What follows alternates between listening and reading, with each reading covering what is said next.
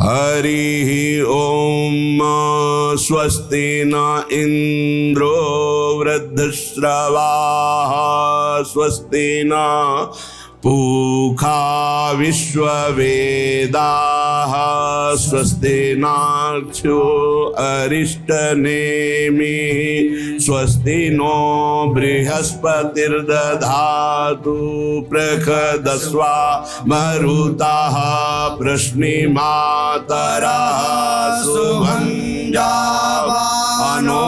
विदधे खो जगमायाः अग्निर्जिह्वा मानवाः सूरचक्षसो विश्वेनो देवा अवशागमन्निः भद्रं कर्णेभिः शृणुयाम देवा भद्रं पश्येमाक्षभिर्यजत्राः स्थिरैरङ्गैस्तुष्टुवागुंसस्तानो निर्व्यासेमहि देवहितं जदायुः शतमिन्नो शरदो अम्बिदेवा जतरा नश्चकरा जरसन्तनूनां पुतरासो जतरा पितरो भवन्ति मानो अधियायिर्घतायुर्गन्तोः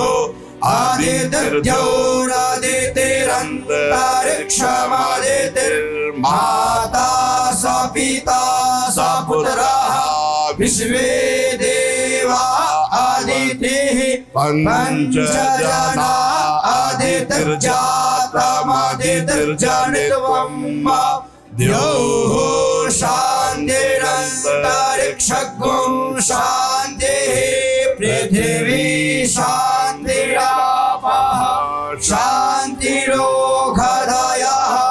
शान्तिः वनस्पतयः शान्तिर्विश्वे देवाः शान्तिर्ब्रह्म शान्तिः सर्वगो शान्तिः शान्तिरेव शान्तिः सामा शान्तिरेहि यतो यतः समीहसे ततो नो अभयं कुरु सन्नः कुरु प्रजाभ्यो भयं नः पशुभ्यः। अब पुरुष सूक्त का गाना। हरि ओम सहस्रशीर्षा पुरुषः सहस्राक्षः सहस्रपात् स भूमिगुं सर्वचतुर्वाक्यतिष्ठत् शाङ्गुलं पुरुष एवेदग्गो सर्वं यद्भूतं यच्च भाव्यम् होतामृतद्वश्येशानो जरन्नेनातिरोहति एतावानस्य महिमातो ध्यायाश्च पुरुषः पादोश्च विश्वभूतानि त्रिपादस्यामृतं दिवि त्रिपादोर्ध्वोदये पुरुषः पादोश्चेहा भवत् पुनः ततो विह्वं जग्रामत्सासने नशने अभि ततो विराडजायत विराजो अधिपुरुषः सजातो अत्यर्च्यत पश्चात् भूमिमथो पुरः तस्मात् यज्ञात् सर्वभूतः संभृतं बृहदाज्यं पशुंश्चक्रे वायव्यानारण्य ग्राम्याश्च जे तस्मात् यज्ञात् सर्वभूतरेचः सावाणि जज्ञिरे छन्दागुंसि जज्ञिरे तस्माद्यजुस्तस्मादजायत तस्मादश्वा अजायन्त जे केचो भयादतः गावो हजज्ञिरे तस्मात् जाता अजावयः तञ्जयं बर्हिः प्रोक्षम् उरुखं जातमग्रतः तेन देवा अययन्त साध्य ऋषयश्च यदुरुखं यदधुः कतिधाभ्यकल्पयन् मुखं किमस्यासीत् किं बाहो किमोरुपादा उच्यते ब्राह्मणोऽस्य मुखमासीत् बाहो राजन्यः कृतः ऊरो तदस्य तद्वैश्यः पद्भ्यां शूद्रो अजायत चन्द्रमा मनसो जातश्चक्षुः सूर्यो अजायत श्रोत्राद्वायुश्च प्राणश्च मुखादग्निरजायत नाभ्यासीदन्तरिक्षगं शीर्ष्णोद्योः समवर्तत पद्भ्यां भूमृत्तिशः श्रोत्रात् तथा लोकान् अकल्पयन् यत्पुरुषेण हविखा देवा यज्ञमतन्वत वसन्तोऽस्यासीदाजङ्ग्रीष्म इमः सरथविः सप्तास्यासन् परिधयस्त्रिः सप्तसमिधः कृताः देवा यज्ञजन्तन्वाना अवधनं पुरुकं पशुम् जज्ञेन जज्ञमयजन्त देवास्तानि धर्माणि प्रथमान्यासन्न देहनाकं महिमानः सचन्त यत्र पूर्वे साध्याः सन्ति देवाः। साक्षात परिपूर्णतम भगवान श्री कृष्णचंद्र जो असंख्य ब्रह्मांडों के अधिपति हैं, कर्तुम अकर्तुम अन्यथा कर्तुम सर्व समर्थ हैं। जब पृथ्वी का भार उतारने के लिए स्वयं इस भूतल पर पधारे तो उन जनार्दन ने अपनी प्राण प्रिय प्राण वल्लभा अपनी उपास्य श्री राधा किशोरी से कहा, प्रिय तुम्हें हमारे साथ भूतल में हमारे लिए चलना होगा नवनिवृत्त निकुंज से। किशोरी जी ने कहा, प्राणनाथ आप चलने की बात कैसे सोच सकते हैं? जहां वृंदावन नहीं, जहां यमुना सखी नहीं, जहां गिरिराज गोवर्धन नहीं, वहां मेरा पदार्पण हो ही नहीं सकता। भूतल पर अगर हमारी सखी यमुना जी नहीं, गिरिराज गोवर्धन नहीं, तो प्राणनाथ जहां वृंदावन नहीं वहां राधा किशोरी नहीं जा सकती। श्री लाडली जी की बात सुनकर हरिजू ने मुस्कुरा दिया और कहा, हमने पहले से व्यवस्था की है। मृत्यु लोक में, भारत भूमि में, माथुर मंडल में अपने को ही 84 कोष भूमि में मैंने विस्तार किया है। ये 84 कोष भूमि श्री कृष्ण स्वरूप है। उस 84 कोष भूमि में आपके विलास के लिए, आपकी सेवा के लिए जो जो चाहिए वो हमें पहले से पता है। यमुना जी, गोवर्धन और संपूर्ण आपके सुख के लिए वृंदावन की शोभा भूतल पर उतरेगी। नंद बाबा ने पूछा, क्या पहले से गिरिराज जी महाराज ब्रजभूमि में प्रकट हो गए? तो कहा, नहीं, ये शालमली द्वीप के भीतर द्रोणाचल के गर्भ में उत्पन्न हुए थे। जो द्रोणागिरी है उनके पुत्र हैं गोवर्धन जी महाराज, वहां प्रकाशित हुए थे। जब गिरिराज जी महाराज प्रकट हुए थे तो समस्त देवताओं ने पुष्प वर्षा करके गिरिराज जी महाराज का अभिनंदन वंदन किया शालमली द्वीप द्रोणागिरी पर। हिमालय आदि पर्वतों ने, सुमेरु आदि पर्वतों ने आकर के गिरिराज जी का पूजन किया, प्रणाम किया, परिक्रमा की, और विधिवत पूजन करने के बाद समस्त पर्वतों ने हाथ जोड़कर गोवर्धन जी की स्तुति प्रारंभ की।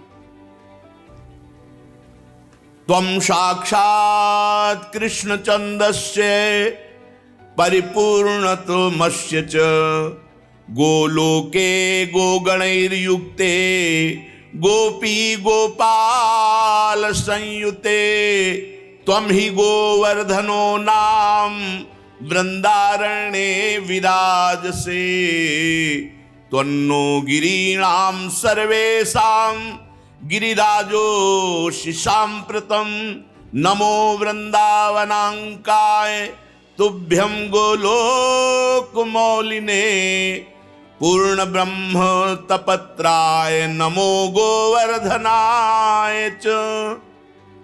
समस्त सुमेर हिमालय आदि बड़े बड़े पर्वतों ने गिरिराज महाराज की स्तुति की। हे गिरिराज, तुम साक्षात परिपूर्णतम भगवान श्री कृष्ण का स्वरूप हो। भगवान श्री कृष्ण की प्राण प्यारी गौओं का समुदाय, गोपाल गोप सुंदरी गोपियों का समुदाय, ये सब आपकी तलहटी में आनंद प्राप्त करेगा। तुम्हारा नाम गोवर्धन है, तुम वृंदावन में नित्य विराजोगे। इस समय हम समस्त पर्वतराज आपको गिरिराज पदवी प्रदान करते हैं। द्रोणागिरी की गोद में प्रकट हुए गोवर्धन महाराज को गिरिराज पदवी प्रदान की समस्त विश्व के महान महान पर्वतों ने। वृंदावन सच्चिदानंदमय है।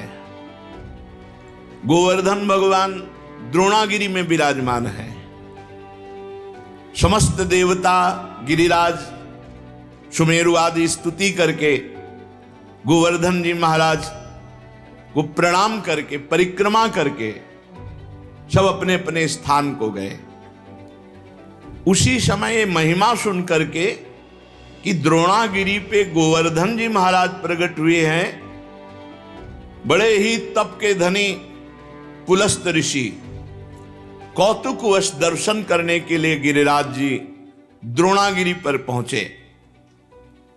देखा द्रोणाचल की गोद में गौर श्याम वर्ण, गिरिराज जी के शिलाओं में आभा प्रकट होती गौर श्याम।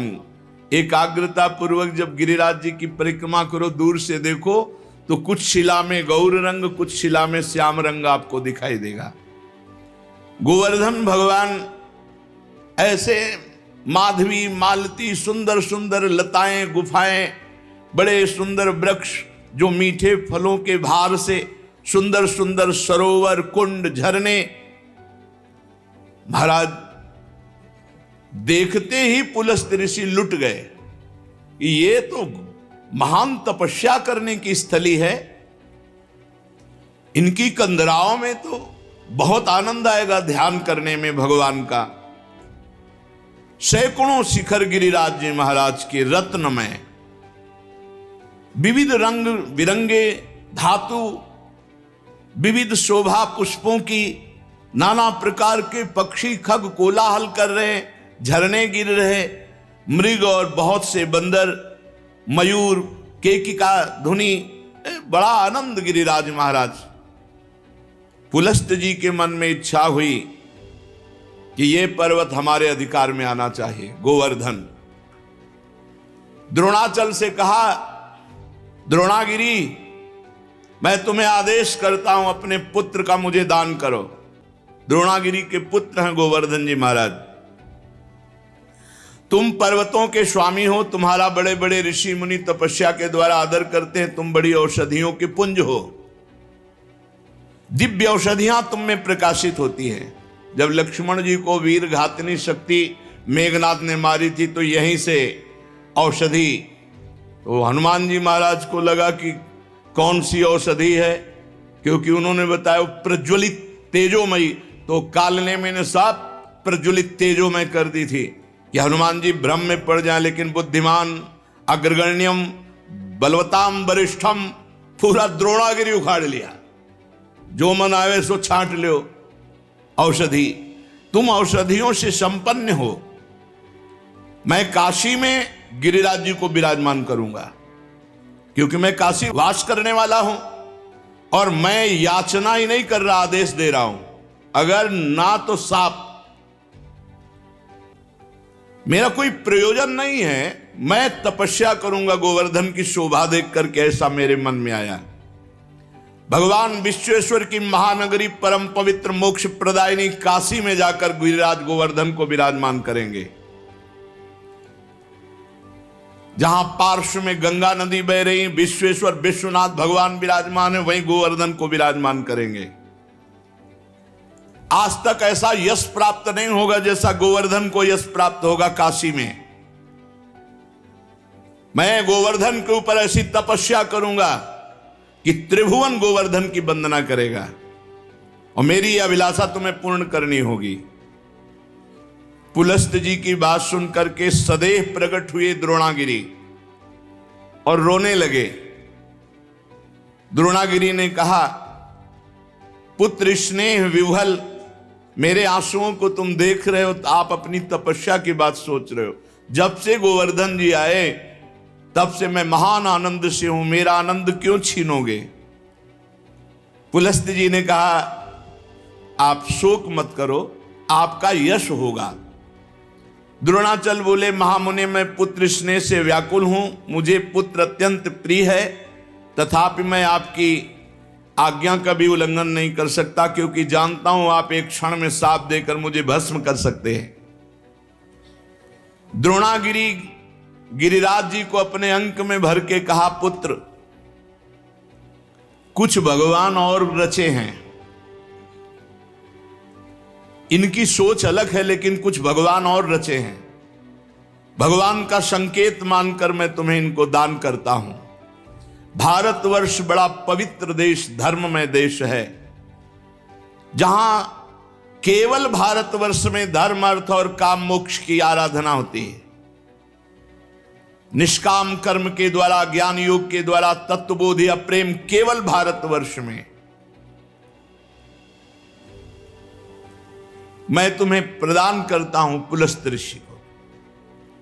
गोवर्धन जी ने महान ऋषि पुलस्त जी से कहा, थोड़ा आप हमारा परिचय भी तो जान लें। 8 योजन लंबा, 8 चौको 32 कोश, 2 योजन ऊंचा, 8 कोश ऊंचा, 5 योजन चौड़ा, 20 कोश, 5 चौको 20। ऐसे थे गिरिराज जी जब यहां आए थे। साफ हो गया महाराज का आगे तो रोज तिल तिल घट रहे हैं। ऐसी दशा में आप देख पाओगे कि मुझे ले जाकर काशी में विराजमान कर दो। पुलस्त जी ने कहा, बेटा मैं पुलस्त हूं, अगर संकल्प करूं तो पूरे भूमंडल को उठा के चल सकता हूं। मेरे हाथ पर केवल तुम बैठ जाना, मैं काशी में ही छोड़ूंगा तुम्हें। गोवर्धन ने कहा, फिर एक बार क्या बोल गए आप, सोच लो। एक बार हाथ में आ गया, उतार दिया, तो फिर तुम्हारी सामर्थ्य नहीं होगी कि आप मुझे हिला भी सको।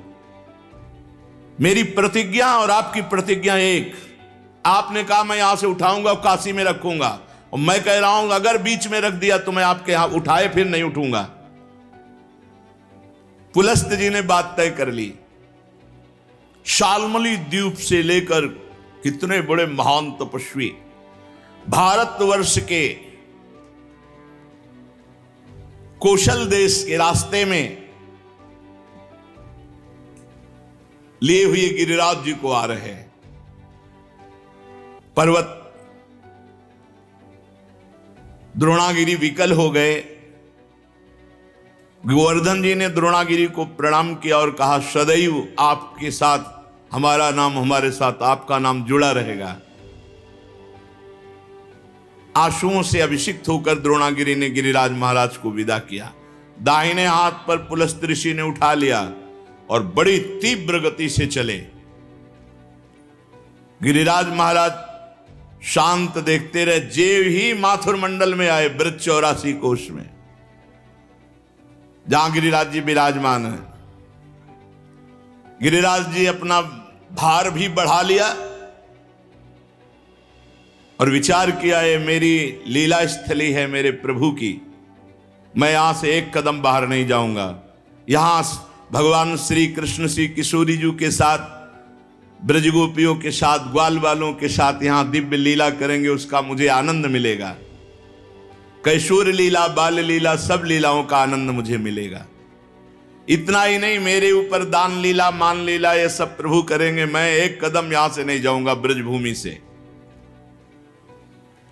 जहां किशोरी जी के साथ प्रभु अपने चरणों से विहरण करेंगे, वहां छोड़कर मैं अब कहां जाऊं। गिरिराज गोवर्धन इतने भारी पड़ गए कि मुनि का हाथ ऐसा लगा कि टूट जाएगा, और साथ में बड़ी जोर की लघुशंका लगी। गिरिराज महाराज की लीला, भार तो तपबल से रोक रहे थे, लेकिन लघुशंका तपबल से कहां तक रोके। वो बात थी कि अगर रख दिया तो भी तुम्हारी ताकत नहीं कि उठा सको।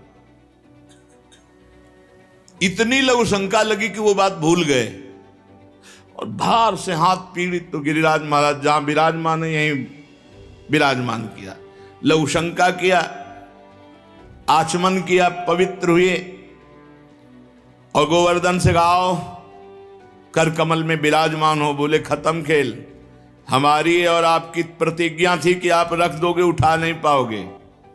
तो उनका तुम्हारे आने से मैं अभी उठाकर तुम्हें ले चलता हूं। पुलस्त ऋषि ने अपना सारा तेज, तप, बल सब लगा दिया, गिरिराज महाराज टस से मस नहीं हुए। मुनि ने कहा दैन्यता पूर्वक, गिरिराज तुम मेरी शक्ति का उपहास मत करो, मुझे अभी क्रोध तुम पर नहीं आ रहा है। मैं बहुत प्यार से तुम्हें द्रोणागिरी से सालमली द्वीप से लाया हूं काशी ले जाने के लिए, तुम मेरी भावना में बाधा मत पहुंचाओ। गिरिश्रेष्ठ चलो, भार अधिक मत बढ़ाओ, मैं जान गया हूं कि तुम रूठ रहे हो, लेकिन शीघ्र तुम्हारा सम्मान काशी में होगा। गोवर्धन जी ने कहा मेरा दोष नहीं है, आपने कोई मुझे यहां स्थापित नहीं किया है कि आप हमको लाके यहां से स्थापित किया। हमारी प्रतिज्ञा थी, धरना मत बीच में, क्यों रख दिया बीच में। कोई लघुशंका, इसके हम जिम्मेवार थोड़ी है। अब मैं यहां से एक कदम भी नहीं जाऊंगा, तुम्हारी ताकत नहीं कि यहां से ले जाओ। अब तो पुलस्त मुनि की सारी इंद्रियां क्रोध से व्याकुल हो गईं और ओंठ फड़कने लगे। उन्होंने कहा तुम हमारा सारा उद्यम व्यर्थ कर दिया है द्रोण पुत्र गोवर्धन, मैं तुम्हें शाप देता हूं कि आज के बाद तुम तिल तिल रोज घटोगे।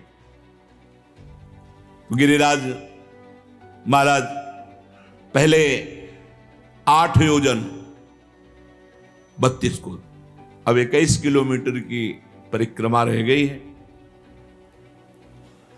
कितने ऊंचे, 2 योजन 8 कोस ऊंचे, 5 योजन चौड़े, बहुत देखो तिल तिल रह गए।